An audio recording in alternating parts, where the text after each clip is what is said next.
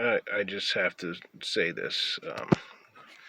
Okay, the real law. Okay, I'm gonna try to get through this here. All right, let's see if you can see this.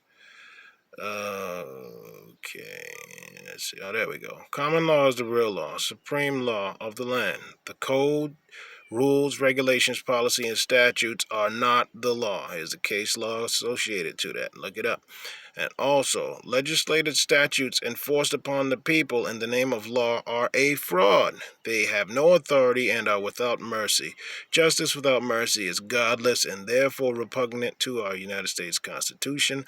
Lawmakers were given the authority by the people to legislate codes, rules, regulations, and statutes, which are policies, procedures, and law, to control the behavior of bureaucrats, elected and appointed officials, municipalities, and agencies, but were never given authority to control the behavior of the people.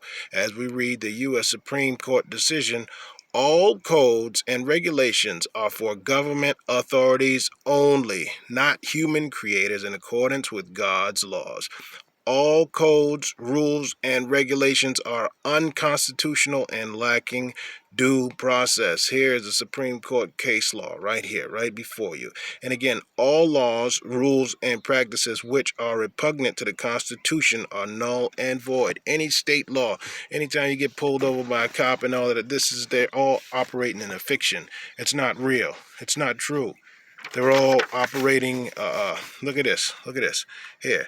If the state converts a right, which is a liberty, into a privilege, the citizen can ignore the license and fee and engage in the right or the liberty with impunity. This is Birmingham, Alabama, right?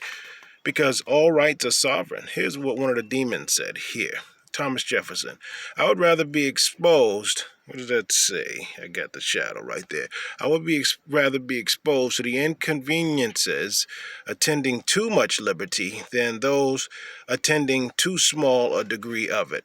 If one of the people exercises his free will to carry a weapon, travel, practice law, park without depositing money in a meter, use hemp, pharmaceuticals, alcohol, vitamins, minerals, or any other substance for medicinal or recreational purposes, the legislators do not have the authority to impose a fine, license, or make it a crime.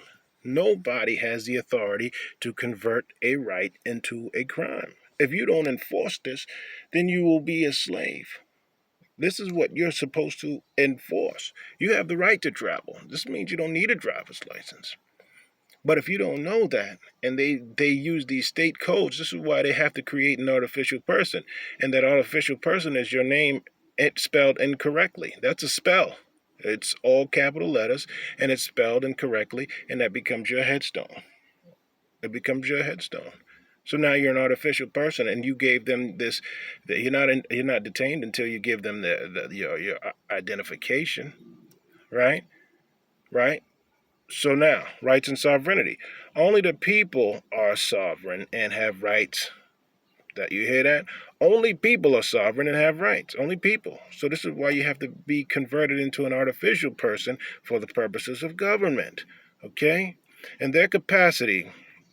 Okay, bureaucrats in their capacity are not sovereign and have no rights. They have authority given by the people and are subject to the statutes. The state cannot diminish rights of the people. Here's the case law. The state cannot diminish rights of the people. So that any state law is beneath you unless you understand or stand under their jurisdiction. Okay? Where rights secured by the Constitution are involved, there can be no rulemaking or legislation which would abrogate them.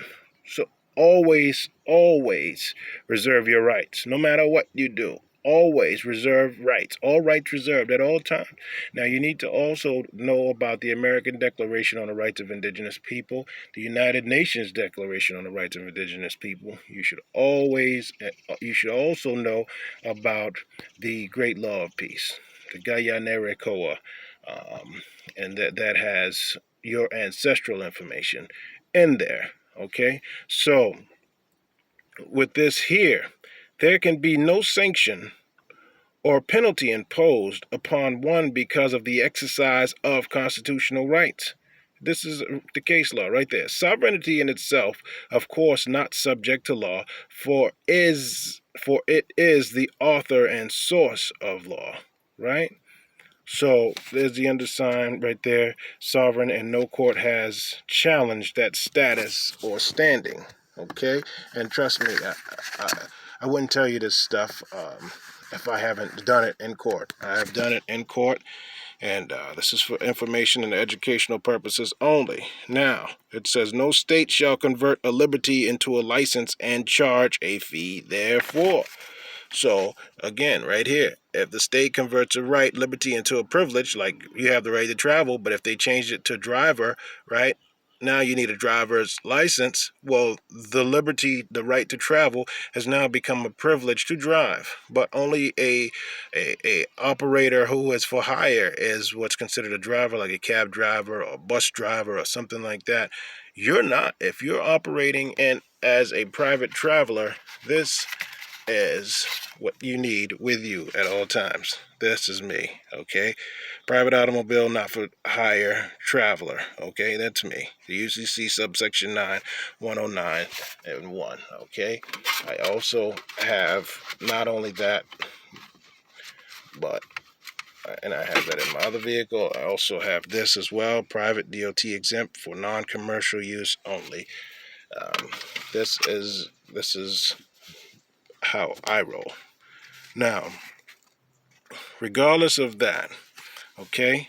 Now, this is very important information to know, okay? To deprive the people of their sovereignty, it is first necessary to get the people to agree to submit to the authority of the entity they have created.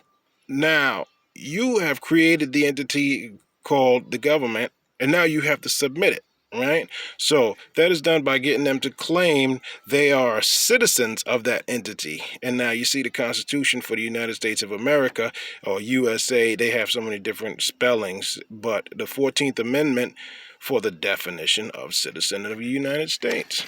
So all of this stuff is stuff that we ignore. It says, every man is independent of all laws except those prescribed by nature. This is what you should always understand. And it says government by consent, okay? Our founders purposely placed the power of the grand jury in the Bill of Rights to make it clear that it belongs to the people and the government is not to violate it. It is the ultimate power of the people which allows them to consent or not to the actions of their servant government. It also prevents government from unrighteous prosecutions by forcing the government to seek permission from the people before criminal charges can be filed. If the people refuse, it cannot go forward. By understanding this principle, it becomes clear that the government has no authority to control your behavior, and therefore neither do legislators without your consent. Okay? Without your consent. Everything has to be your consent.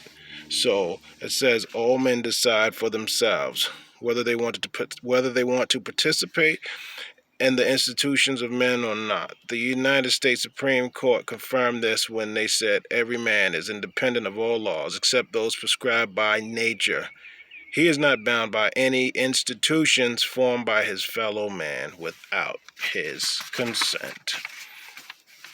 And again, here, I mean, everybody's like, yo, why do you care? Why do you care? What do you mean, why do I care? What does this say?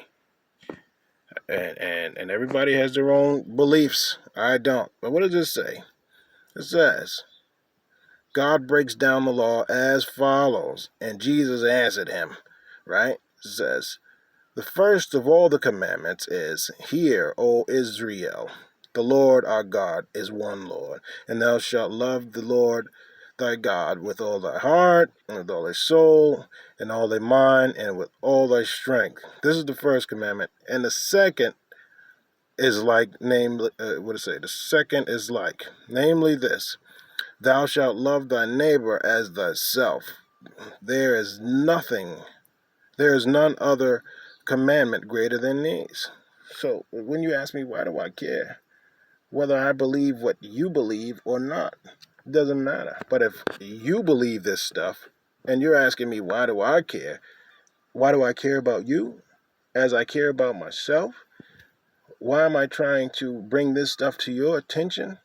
Because it's affecting you and it's affecting me. Why do I care? This is what you're supposed to do.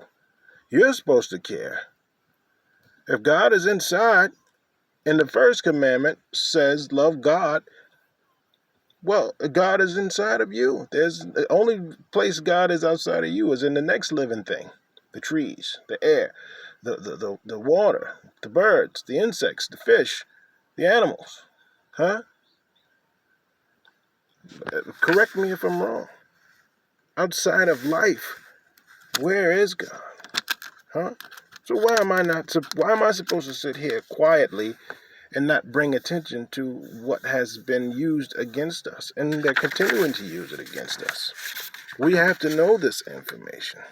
This is stuff that we have to know. This is not something that I'm trying to listen. Look, this is it. This is the book right here.